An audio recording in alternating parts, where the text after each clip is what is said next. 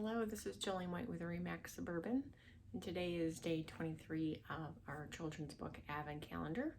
And today I am proud to be able to read to you a story that was adapted after a classic cinema movie that we have seen time and time again every year in our homes.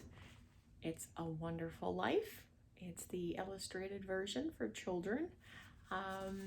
It's a wonderful story, which I'm sure we all know, but now we get to see on the pages of a beautiful book. So without further ado, It's a Wonderful Life. You are now in Bedford Falls. A long time ago, back before there were televisions, before computers existed or credit cards, long before all of that, a boy named George Bailey was growing up in a little town called Bedford Falls.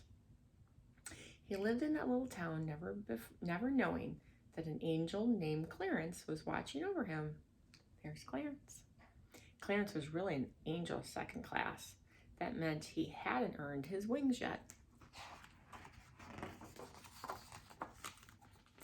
Clarence watched as George played with his friends.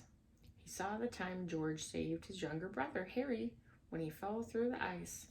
George, help! He watched as George worked at Gower's drugstore, running deliveries and helping the customers. One day, George stopped Mr. Gower from accidentally giving the wrong medicine to a sick child. I'll love you to the day I die. Mary Hatch often visited the store just to spend time with George. Clarence watched it all.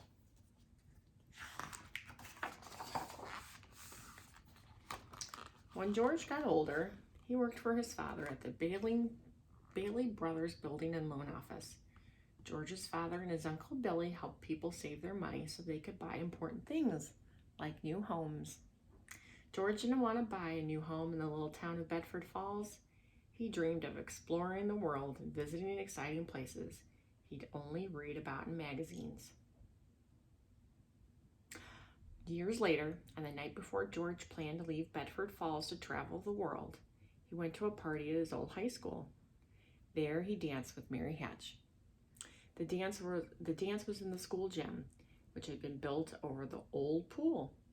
A jealous boy tried to ruin George and Mary's dance by opening the floor, but that didn't stop them from dancing.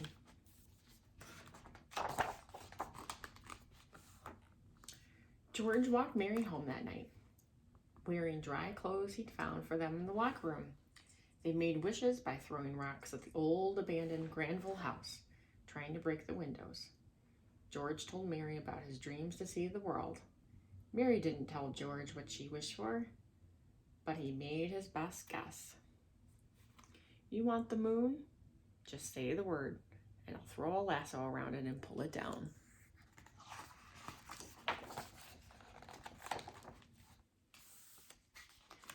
On that night, George's father passed away. No one trusted George's forgetful Uncle Billy to run the family business. George had to stay in Bedford Falls, or else the company would close and people would lose their money in their homes.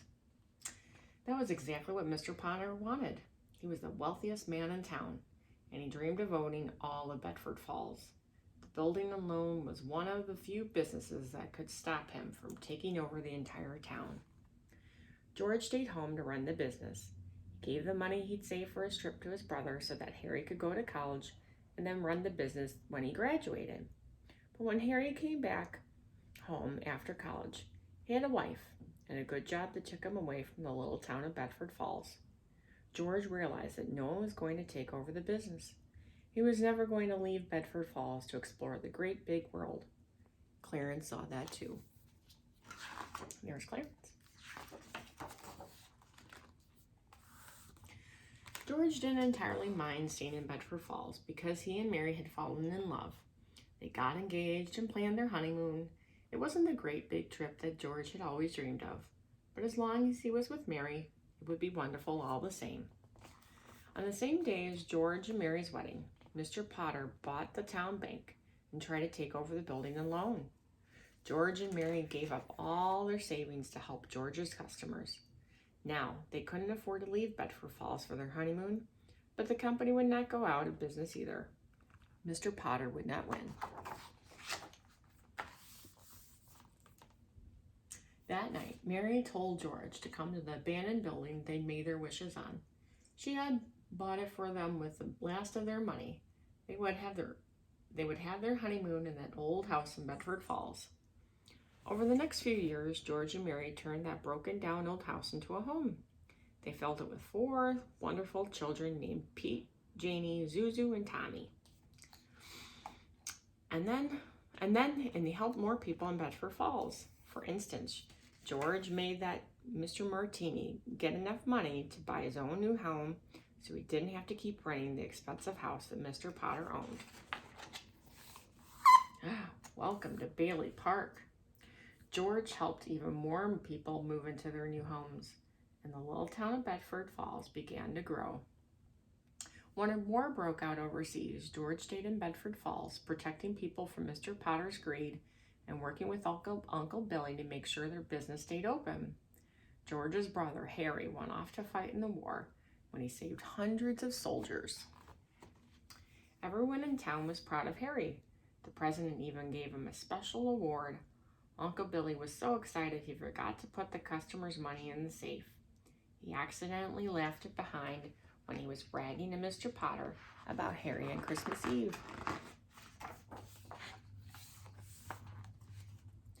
It was the most important thing Uncle Billy had ever forgotten. Now it was George's responsibility to find the money because he was the boss. If he didn't find it, he could go to jail.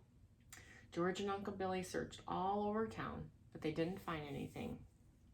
When George got home, he found his youngest daughter, Zuzu, upset because her flower had lost some petals. He couldn't fix that either, so he hid the petals in his pocket. It was the worst Christmas ever. George was so upset that he yelled at his family, even though they'd done nothing wrong. Mary told George to leave, and she started calling people for help. She could tell that her husband was very sad. George went to the only person who could help. Mr. Potter was the richest man in town. Surely he could lend George the money. But the evil banker refused George's pleas for help, never admitting that he had the missing money all along. George couldn't go home, and he couldn't go to anyone else for help. No one in the little town of Bedford Falls had that amount of money he needed.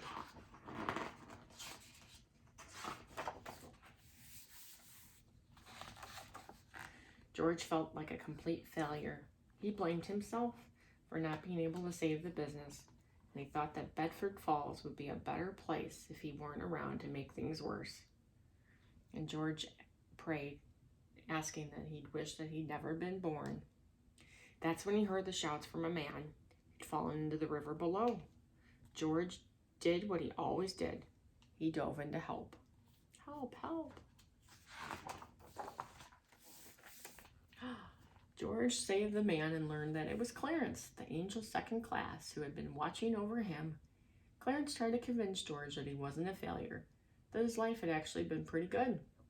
George didn't believe any of it, especially not the part about Clarence being an angel second class.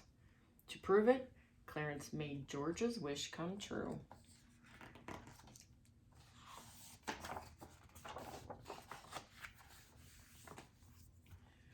Back at Mr. Martini's bar, Clarence tried to explain that helping George was the only way he'd earn his wings to become a full angel.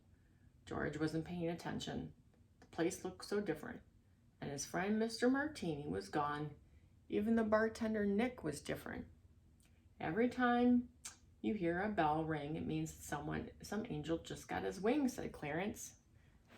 As Nick opened the cash register, ding ding. And George said, "Mr. Gower, don't you recognize me?" He met them at the bar. But nothing prepared George to learn what happened to his old boss from the drugstore, Mr. Gower. Mr. Gower had spent years in prison because George hadn't been around him to stop him from giving the wrong medicine to that sick child.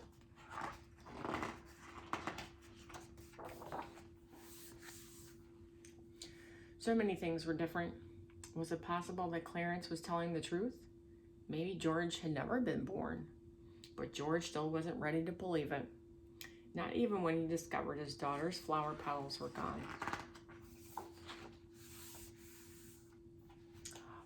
George hurried home, surprised to find that the quiet little town of Bedford Falls had somehow become a big, noisy town called Pottersville. The building and loan had gone out of business years ago because George wasn't around to run it. With no one to stop him, Mr. Potter had taken over the entire town and made it a terrible place to live. The changes didn't end there. George and Mary's home was still abandoned, as if his family had never lived there. His own mother didn't recognize him. Because George had never been born, no one had been around to save his little brother when he fell through the ice. Clarence explained that without Harry Bailey in the war, no one saved all those soldiers either. And that's the headstone for Harry. So it said, beloved son, Harry Bailey, 1911 and 1919. And Clarence says, you see, George, you really had a wonderful life. George was horrified to discover that the love of his life, Mary Hatch, didn't recognize him. If she didn't know him, then their children had never been born either. That's why Zuzu's petals weren't in his pocket. George was heartbroken to see that all these bad things had happened just because he'd never been born. George went back to the bridge where it all started, hoping he could make everything right. He was alone, but he called out to Clarence, help me, Clarence, please, please. I want to live again. A moment after he asked for help, George's friend found him and recognized him once again. George was thrilled, but not nearly as happy as when he realized that his daughter's flower petals were back in his pocket.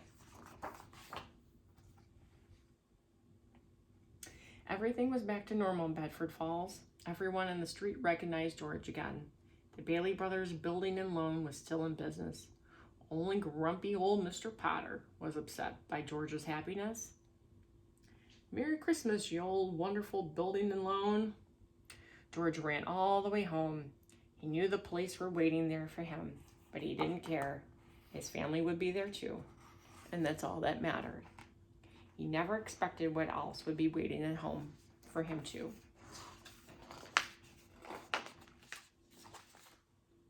Everyone in Bedford Falls that George had ever helped turned out to support him in his time of need. They could replace all the missing money by adding together what little cash they each had. The business would survive. George may never have left the little town of Bedford Falls, but he'd spent every day of his life helping the people around him. And those people, in turn, were there for George when he needed them the most. Mr. Potter might have all the money in the bank, but money wasn't nearly as important as all the people who would come to help George in his time of need.